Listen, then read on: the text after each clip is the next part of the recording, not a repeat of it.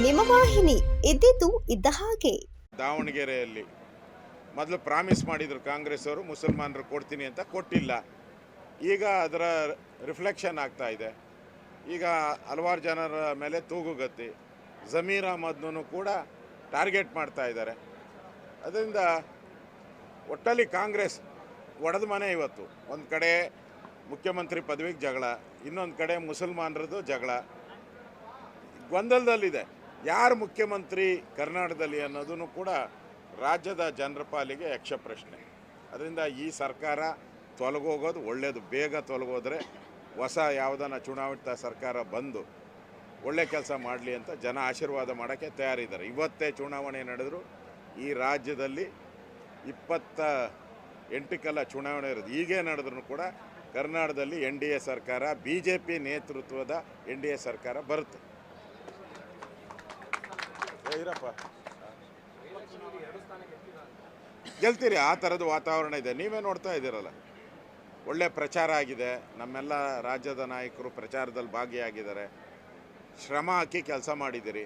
ಪ್ರತಿಫಲ ದಾವಣಗೆರೆ ಮತ್ತು ಬಾಗಲಕೋಟೆ ಜನಗಳ ಮೇಲೆ ಬಿಟ್ಟಿದ್ದೀರಿ. ನಮಗೆ ವಿಶ್ವಾಸ ಇದೆ 2ಕ್ಕೆ 2 ಕ್ಷೇತ್ರಗಳನ್ನು ಗೆಲ್ತೀರಿ ಅಂತ. ಈ ದಾವಣಗೆರೆ ಜಗಳ ನೀವೇ ನೋಡ್ತಾ ಇದ್ದೀರಲ್ಲ, ಅವರೇ ಹೇಳ್ತಾ ಇದ್ದಾರಲ್ಲ ನಾವು ಸೋಲ್ತೀರಿ ಅಂತ ಹೇಳ್ತಾ ಇದ್ದಾರೆ. ಕಾಂಗ್ರೆಸ್ ಬರುತ್ತೆ ಅವರೇ ಹೇಳಿದಾರಲ್ಲ, ಮೋದಿ 11 ವರ್ಷ ಇದ್ದರು, ನಮಗೇನು ತೊಂದರೆನೇ ಕೊಟ್ಟಿಲ್ಲ, ಯಾಕೆ ನಾವು BJPಗೆ ಓಟ್ ಹಾಕಬಾರ್ದು ಅಂತ ಹೇಳಿದ್ದಾರೆ ಮುಸಲ್ಮಾನ್ ಬಾಂಧವರು. ಸ್ವಾಗತ ಮಾಡ್ತೀನಿ.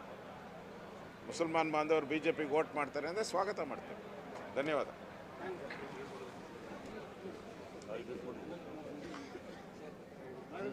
ನಾನು ಅಲ್ಲೇನು ಮಾತಾಡೋದು ನೋಡ್ರಿ, ಕರ್ನಾಟಕದಲ್ಲಿ ಸರ್ಕಾರ ಸತ್ತೋಗಿದೆ. ಮೊನ್ನೆನೂ ಕೂಡ 20-30 ಜನ ಡೆಲ್ಲಿಗೆ ಹೋಗಿದ್ದಾರೆ. ಸಮಸ್ಯೆ ಬಗೆಹರಿದಿಲ್ಲ. ಇಲ್ಲಿ ಕೂಡ ಕರ್ನಾಟಕದಲ್ಲೂ ಕೂಡ DK ಶಿವಕುಮಾರ್ ಮುಖ್ಯಮಂತ್ರಿ ಆಗಬೇಕು ಅಂತ ಹೊರಟಿರೋದು ಜಗಜ್ಜಾಹಿರಾತ. ಅದೇ ರೀತಿ ಸಿದ್ದರಾಮಯ್ಯನೂ ಕೂಡ ಮುಖ್ಯಮಂತ್ರಿ ಪದವಿ ಬಿಡಲ್ಲ ಅನ್ನೋದು ಅವ್ರ ಮಗನೂ ನೆನ್ನೆ ಸ್ಟೇಟ್ಮೆಂಟ್ ಮಾಡಿಬಿಟ್ಟಿದ್ದಾನೆ. ನಮ್ಮಪ್ಪನೇ ಇಷ್ಟು ದಿನ ಜನ ಹೇಳ್ತಾ ಇದ್ರು ಸಿದ್ದರಾಮಯ್ಯನವರೇ ಮುಖ್ಯಮಂತ್ರಿ ಆಗಬೇಕು ಅಥವಾ ಇನ್ನೊಬ್ಬರು ಆಗಬೇಕು ಅಂತ. ಈಗ ಮಕ್ಕಳು ಹೇಳಕ್ಕೆ ಶುರು ಮಾಡ್ಬಿಟ್ಟವ್ರು. ಎಲ್ಲರ ಮಕ್ಕಳು ಅವ್ರ ಅಪ್ಪಂದಿರು ಮುಖ್ಯಮಂತ್ರಿ ಆಗಬೇಕು, ಅವ್ರ ಅಪ್ಪಂದಿರು ಮಂತ್ರಿ ಆಗಬೇಕು ಅಂತ ಸ್ಟೇಟ್ಮೆಂಟ್ ಬರೋ ಅಂಥ ಕಾಲ ಬಂದ್ಬಿಟ್ಟಿದೆ. ಅದರಿಂದ ಜನ ಹೇಳಬೇಕಾಗಿತ್ತು, ಅದನ್ನು ಅವ್ರ ಮಕ್ಕಳು ಹೇಳ್ತಾ ಇದ್ದಾರೆ. ಇದರಿಂದನೇ ಅರ್ಥ ಆಗ್ತಾ ಇದೆ ಈ ಸರ್ಕಾರ, ಕಾಂಗ್ರೆಸ್ ಸರ್ಕಾರ ಒಡೆದ ಮನೆ ಆಗಿದೆ. ಜನರ ಪಾಲಿಗೆ ಸತ್ತೋಗಿದೆ. ಅಭಿವೃದ್ಧಿ ಇಲ್ಲ. ಮೊನ್ನೆ ಬಡ್ಜೆಟಲ್ಲಿ ಸಾಲ ಮಾಡಿದ್ದಾರೆ. ಮುಂದಿನ ಬಡ್ಜೆಟಲ್ಲೂ 1.5 ಲಕ್ಷ ಕೋಟಿ ಸಾಲ ಮಾಡೋಕ್ಕೆ ಸಿದ್ದರಾಮಯ್ಯ ತಯಾರಿ ಮಾಡ್ಕೊಂಡಿದ್ದಾರೆ. ಒಟ್ಟಲ್ಲಿ ಕರ್ನಾಟಕವನ್ನು ಸಾಲದ ಕೂಪಕ್ಕೆ ದೂಡಿ ಹೋಗಬೇಕು ಅನ್ನೋ ತೀರ್ಮಾನಕ್ಕೆ ಸಿದ್ದರಾಮಯ್ಯ ಬಂದಿರೋದ್ರಿಂದ ನಾನು ಈ ಸರ್ಕಾರ ಬದುಕಿದೆ ಅಂತಲೂ ಹೇಳಲ್ಲ, ಸತ್ತಿದೆ ಅಂತಲೂ ಹೇಳೋಕ್ಕಾಗಲ್ಲ. ಒಂಥರ ತ್ರಿಶಂಕು ಸ್ಥಿತಿಯಲ್ಲಿದೆ.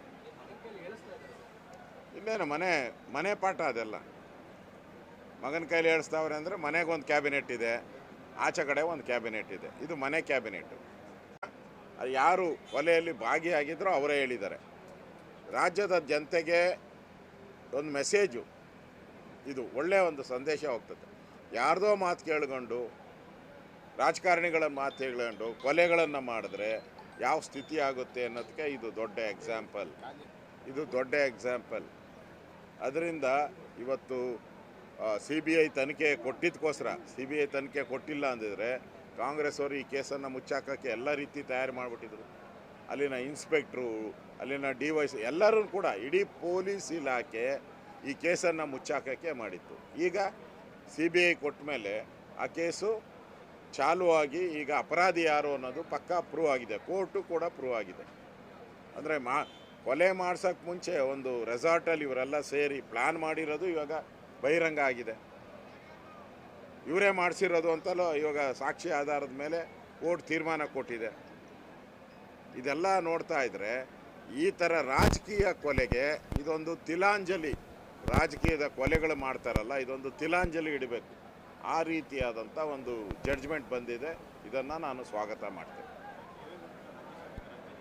ಸುದ್ದಿ 3 ವಾಹಿನಿಯ ಹೆಚ್ಚಿನ ಮಾಹಿತಿಗಾಗಿ ಸಬ್ಸ್ಕ್ರೈಬ್ ಆಗಿ ಹಾಗೂ ಬೆಲ್ ಬಟನ್ ಒತ್ತಿ.